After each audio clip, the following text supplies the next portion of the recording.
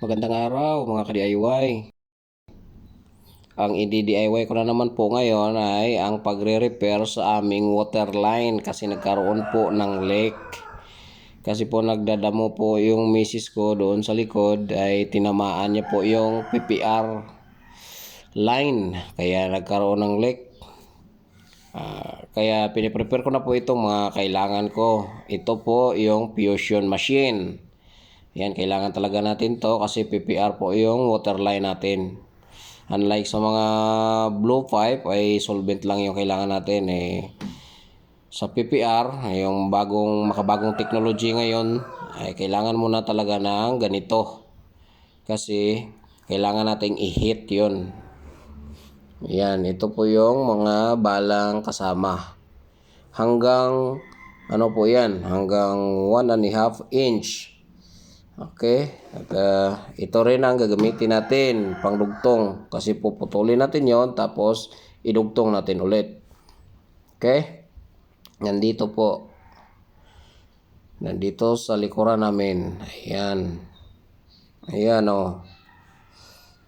hindi naman malakas yung leak nito, kaso kapag tuloy-tuloy yan sayang naman, makaipon din yan.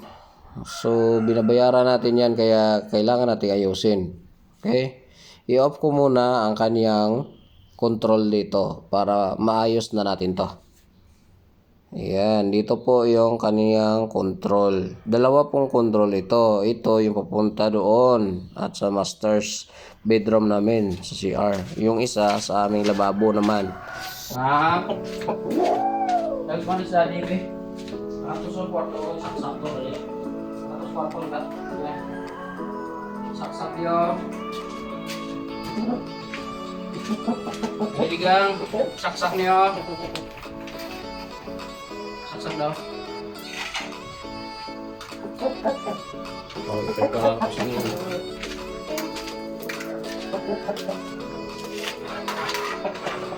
Saksak. Muning iyang base, no? Dilitan na siya buka para may tulong-tungan. Ini-on na siya, guys.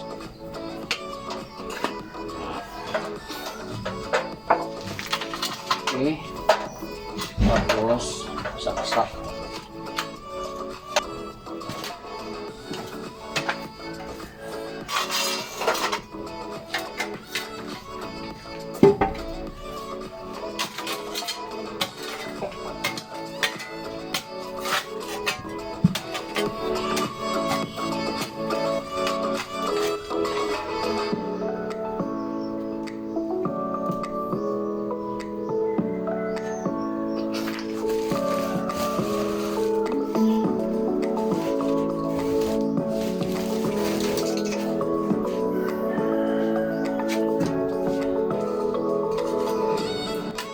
Nilagyan ko po ng kahoy dito para hindi siya bumaba, para hindi tayo mahihirapan mamaya sa pagkat at pagdugtong nito.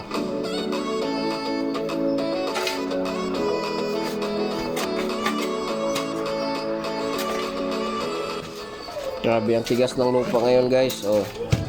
Kaya ginagamitan ko na ng bara para safety, kasi kapag pala yung gamitin ko baka tatamaan ko naman ito. Baka matamaan ko naman ito dito sa kabila marami na yung ayusin natin masyadong matalim yung pala kaya ginamitan ko ng bara.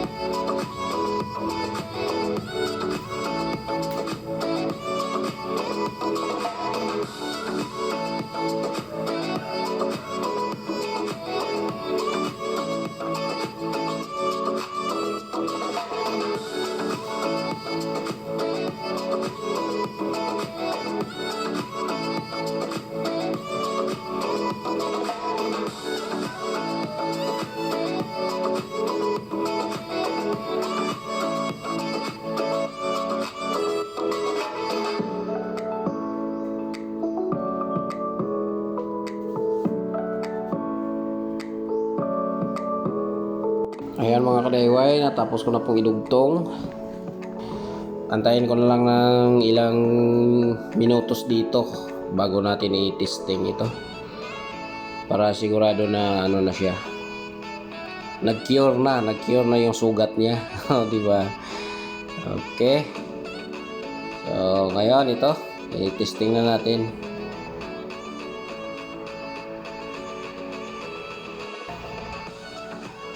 Ito na. Okay, so Okay. So far so good. Wala nang leak. Okay, magagamit na po namin yung CR naman sa master. Ayan. Kasi ilang araw din walang tubig yun. Hindi nagagamit ni MJ. Kasi sabi ko, kasalanan mo yan. Marami akong ginagawa kaya hindi ko pa nagawa. Hindi ko nagawa agad. Ayan. Okay. So ngayon, ginawa ko na kasi mahirap naman talaga Mahirap naman talaga pag walang tubig yung aming CR sa Masters kasi mas komportable siyang mag-CR doon. Kaya ginawa ko na para maging komportable na po silang dalawa ni Kuya Cedric. Okay. Ito na at ano ko na po ito. Ibaon ko na po ito uli. Sabi nga niya wag na daw ibaon baka hindi niya makita. Tamaan na naman. Nako. Kung matamaan mo pa rin ito, MJ, sabi ko, hindi ka nagtanda.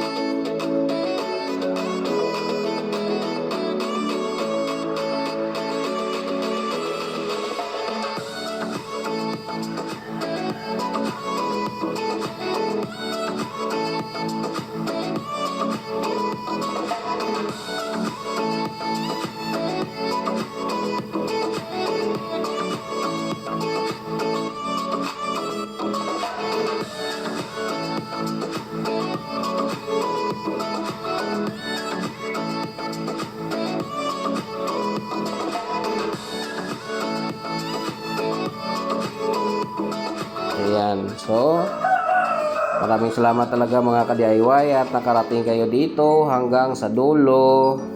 More thanks again, team Solid and Liquid team.